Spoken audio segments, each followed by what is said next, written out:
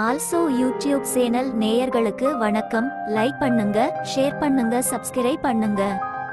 கொடுக்க தயாரா இருக்கிறார். வேண்டத்தக்கது அறிவோய் நீ, வேண்ட முழுவதும் தருவோய் நீ அப்படின்னு நமக்கு சொல்லி இருக்கிறாங்க.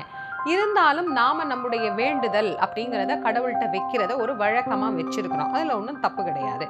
வேணுங்கிறவங்க வேண்டிக்க போறாங்க, வேணாம் அப்படிங்கிறவங்க நீ என்ன கொடுக்குறியோ நான் வாங்கிக்கிறேன் அப்படின்னு இருந்துட போறாங்க. ஆனா வேண்டுவதிலேயே இந்த மாதிரி தான் வேண்டணும், இந்த மாதிரி வேண்டக்கூடாது அப்படின்னு சில நியதிகளை நமக்கு சொல்லி இருக்கிறாங்க. என்ன மாதிரி நம்ம கடவுள்கிட்ட வேண்டலாம்? இப்போ ஒருத்தர் போய் கடவுள்கிட்ட வேண்டுறாருன்னு வச்சுக்கோங்களேன். என்ன கேட்பாரு? கடவுளே நான் நல்லா இருக்கணும் அப்படின்னு வேண்டுவது ஒரு வகை. ஆனா இன்னொன்னு இருக்கு, என் எதிராளி நல்லா இருக்க கூடாது அப்படின்னு வேண்டுறது, அது தப்பு. இப்போ ஒரு உதாரணத்துக்கு நான் சொல்றேனே, ஒருத்தர் கடை நடத்துறார், ஒரு வியாபாரம் பண்றார், அவர் கடவுள்கிட்ட வேண்டுறார். 3 விதமா வேண்டலாம். என்ன வேண்டலாம்? கடவுளே என் கடையில நல்ல வியாபாரம் நடக்கணும் அப்படின்னு ஒண்ணு வேண்டலாம். இன்னொன்னு, எனக்கு எதிர்த்த கடையில இருக்கிறவனை விட எனக்கு ஜாஸ்தி வியாபாரம் நடக்கணும் அப்படின்னு வேண்டலாம். இது 2வது. 3வதா, அவனுக்கு வியாபாரமே நடக்கக்கூடாது, அவன் கடை நல்லாவே இருக்கக்கூடாது, யாருமே அவன் கடைக்கு போகக்கூடாது அப்படின்னு வேண்டது 3வது வகை. இதுல எது நல்லது அப்படின்னு நீங்களே உங்க மனசாட்சியை கேளுங்களேன். நீங்களே ஒரு வினாடி யோசனை பண்ணி பார்த்தீங்கன்னா உங்களுக்கே தெரியும் இதுல எது நல்லது.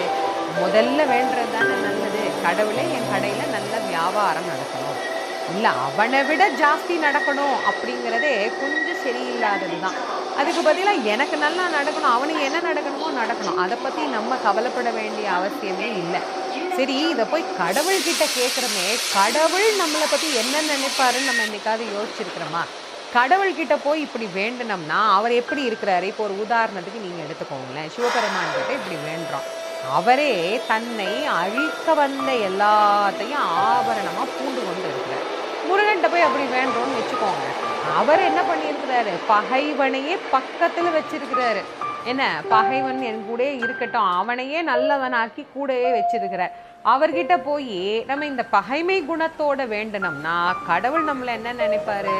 நான் உனக்கு எவ்வளோ நல்ல புத்தி கொடுத்தும் நீ இப்படி வேண்டுறியே, நல்ல புத்தியை நீ பயன்படுத்த மாட்டேங்கிறியே அப்படின்னு நம்மளை பார்த்து வருத்தப்பட தான் செய்வார்.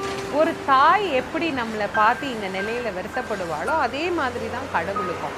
அப்ப நம்ம வேண்டும் போது எப்படி வேண்டணும்? நல்லா இருக்கணும் அப்படின்னு வேண்டணுமே தவிர இன்னொருத்தர் கெட்டு போகணும் அப்படின்னு நம்ம வேண்டக்கூடாது. இதை ஞாபகத்துல வச்சுக்கணும். அடுத்து சில பேர் வேண்டும் போது பாத்தீங்க அப்படின்னா, நீ எனக்கு செஞ்சீனா நான் உனக்கு இதை செய்வேன் அப்படின்னு வேண்டுவாங்க.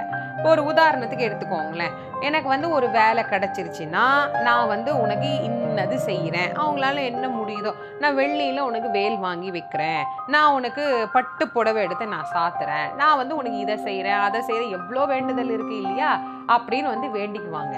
இதை வேண்டும் போது இதுல ஒரு ஆணவம் கலந்துருக்கு அப்படிங்கிறது தெரியுதா இல்லையா? கொஞ்சம் யோசிச்சு பாருங்க நீங்களே. நீ செஞ்சீனா அப்படின்னா எப்படி இருக்கு? நீ எனக்கு தந்தீனா அப்ப நம்பிக்கை இல்லாம தானே இருக்கு.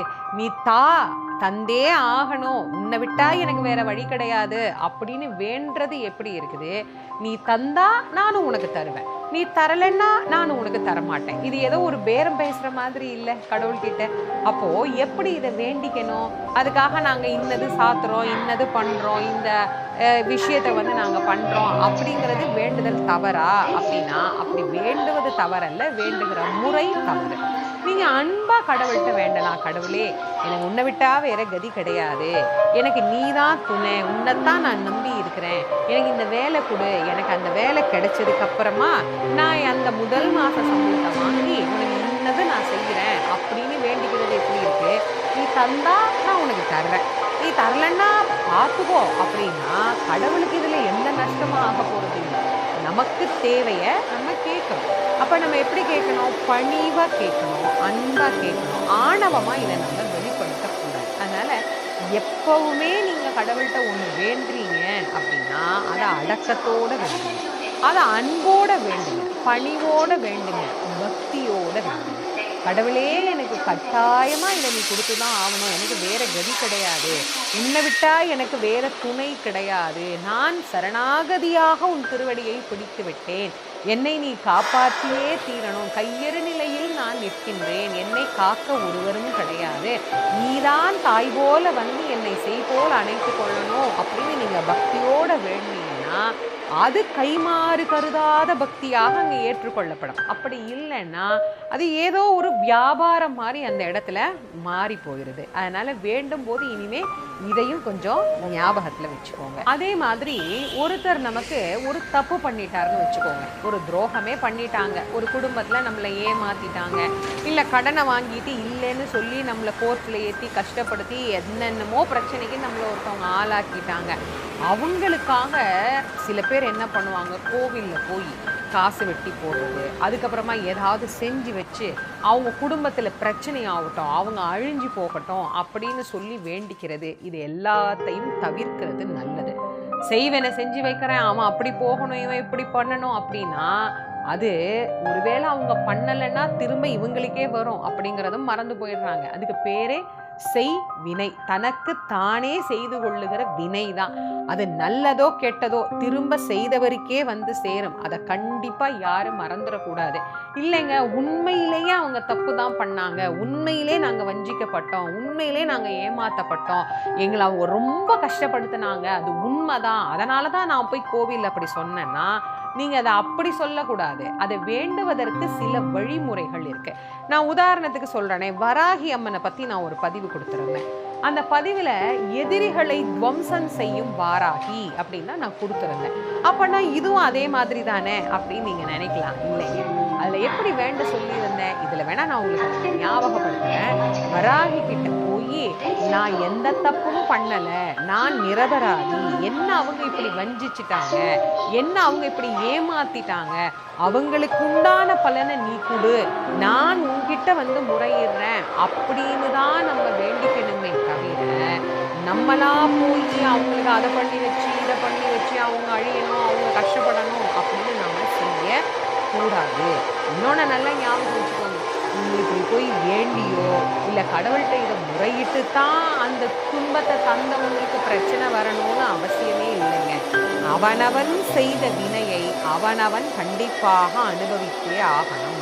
நிலத்துல எள்ளை போட்டா திரும்ப எள்ளு தான் எடுக்க முடியும், நெல்லை போட்டா நெல்லு தான் எடுக்க முடியும். வினை விதைத்தவன் வினை அறுக்கத்தான் செய்யும்.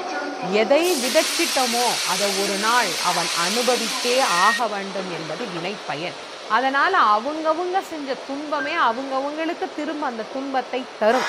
இதை நீங்க கண்கூட பார்ப்பீங்க. என்ன, அதை விட்டுட்டு நம்மளே வலிய போய் என்னை இப்படி பண்ணிட்டா, நான் இப்படி பண்ண போறேன், நான் இப்படி பண்ண போறேன்னு தேவையில்லாம நம்மளே என்ன பண்ணிக்க கூடாது, நமக்கான பிரச்சனைகளை அதிகப்படுத்திக்க கூடாது. துன்பம் வருகிற நேரத்தில் தான் நாம் பக்குவமாக நடந்து கொள்ளணும், நிதானமா இருக்கணும். அந்த நேரத்துல நம்ம படப்படன்னு இதை பண்ணுவோமா அதை பண்ணுவோமா, அவன் தான் செஞ்சான், எனக்கு நல்லா தெரியும், அவனுக்கு நான் ஏதாவது செய்யணும், அவன் குடும்பத்தை நான் ஏதாவது செய்யணும், என் குடும்பம் எப்படி கஷ்டப்பட்டதோ அவன் குடும்பம் அப்படி கஷ்டப்பட்டு பார்க்கணும், இந்த மாதிரி உணர்ச்சி வசப்பட்டு தேவையில்லாம எதையாவது செய்ய போக அது நமக்கே எதிர்வினையாக திரும்பக்கூடாது.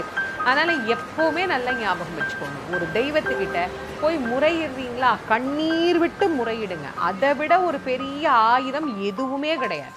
அதுதான் பெரிய வல்லமையானது. கடவுள்கிட்ட கண்ணீர் விட்டு சொல்லுங்க, கடவுளே நான் எந்த தப்பும் பண்ணலையே, அவன் என்னை இப்படி பண்ணிட்டானே, இதுக்கு என்ன பலனும் நீ தான் பார்த்துக்கணும், எனக்கு ஒன்றும் தெரியாது அப்படின்னு முழு சரணாகதியா இறைவன் திருவடியில விட்டுடுங்க. மற்றதை கடவுள் பார்த்துக்குவார். அதுக்கப்புறம் தப்பு செய்யும் போது கடவுளை துணைக்கு வேண்டிட்டு கூப்பிடக்கூடாதுங்க. சின்ன பிள்ளையில இருந்து நமக்கு இந்த பழக்கம் இருக்கு. ஒரு காரியம் தப்பு பண்ண போறோம்னு வச்சுக்கோங்களேன், கடவுளை உடனே துணைக்கு கூப்பிடுறது. இது எங்க இருந்து ஆரம்பிக்குது? பரீட்சையில ஒரு பையன் பிட்டடிக்க போறான், கடவுள்கிட்ட வேண்டிக்கிட்டே தான் போறான். என்ன வேண்டிக்கிட்டு போறான்? கடவுளே நான் அடிக்கிற பிட்டை டீச்சர் பாத்திரக்கூடாது, நான் நல்லா இந்த வாட்டி பரீட்சை எழுதணும்னா நான் பிட்டடிச்சாதான் முடியும், அதனால நீ என்னை காட்டி கொடுத்துறாத அப்படின்னு சொல்லிட்டே போறான். வீட்டுல சின்னதா குழந்தைங்க திருட ஆரம்பிக்கும் இல்லையா, ஒரு உண்டியல்ல இருந்து காசு எடுக்கிறது, பர்ஸ்ல இருந்து காசு எடுக்கிறது, அப்பா சட்டப்பையில இருந்து காசு எடுக்கிறது. என்ன வாங்க போறான்? சாக்லேட்டும் வாங்க போறோம். அப்ப திருடும் போது கூட நான் திருடுறேன், எங்க அம்மாவுக்கு தெரியக்கூடாது, பிள்ளையாரப்பா காப்பாத்து அப்படின்னு அப்போ ஆரம்பிச்சது வளர்ந்து பல பெரிய தப்பு செய்யும் போது கூட கடவுளை உடனே துணைக்கி கூப்பிட்டுட்டு திடீர்னு அந்த தப்புல மாட்டிக்கிட்டோம்னா நீ என்ன மாட்டி விட்டுட்டியே அப்படின்னு கடவுள்கிட்ட கோவப்படுறவங்களும் நிறைய பேர் உண்டு. அதனால தவறான விஷயம்னு மனசுக்கு தெரியுதா, அதை செய்யும் போது கடவுளை துணைக்கி கூப்பிடவே கூடாது.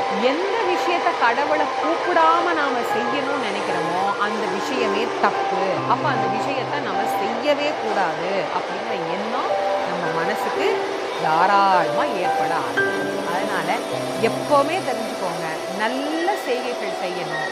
நல்ல செய்கைகளுக்கு கடவுளை நம்ம துணைக்கி கூப்பிடணும். தீய விஷயங்களை செய்யவே கூடாது. அப்போ போய் பேச மாட்டோம், ஏமாற்ற மாட்டோம், வஞ்சிக்க மாட்டோம். இது எல்லாமே நமக்கு தானா இயல்பாகவே அமைஞ்சிடும். நிறைவா இன்னொரு விஷயத்தையும் நான் சொல்லிடுறேன். என்னன்னா, நமக்காக வேண்டது அப்படிங்கிறது நிறைய இருக்கு. அந்த வேண்டுதலோட சேர்த்து உலக நன்மைக்காக அப்படின்னு கொஞ்சம் நம்ம வேண்டணும். ஏன், உலகம் நல்லா இருந்தா தானே நம்ம நல்லா இருக்க முடியும். அதுக்கு உதாரணத்துக்கு நான் எங்கேயும் போகணும். இப்ப நம்ம எல்லாம் அனுபவிச்சுட்டு இருக்கக்கூடிய இந்த கொரோனா, இந்த நோய் ஏதோ ஒரு நாட்டுல வந்தது, நம்மள என்ன செய்ய போகுது அப்படின்னு ஒரு காலத்துல நம்ம நினைச்சோம். ஏதோ ஒரு நாட்டுக்கு தானே பிரச்சனை, நமக்கு என்ன பிரச்சனை அப்படின்னு நம்ம வாயெல்லாம் கூட பேசிச்சுதான். ஆனால் இன்னைக்கு அது உலக நாடு முழுக்க ஒரு பெரிய பூதாகாரமான பிரச்சனையா நிக்குதே. அப்போ உலகம் நல்லா இருந்தா தானே நம்ம நல்லா இருக்க முடியும். இயற்கை நல்லா இருந்தா தானே நம்ம நல்லா இருக்க முடியும். எல்லாரும் நல்லா இருந்தா தான் நம்ம நல்லா இருக்க முடியும். அதனால எப்பயுமே கடவுள்கிட்ட பிரார்த்தனை பண்ணும்போது நம்ம ஊர், நம்ம மக்கள் அப்படிங்கிறதையும் தாண்டி உலகம் நல்லா இருக்கணும், இயற்கை நல்லா இருக்கணும், வியாபாரம் நல்லா இருக்கணும், விவசாயம் நல்லா இருக்கணும்.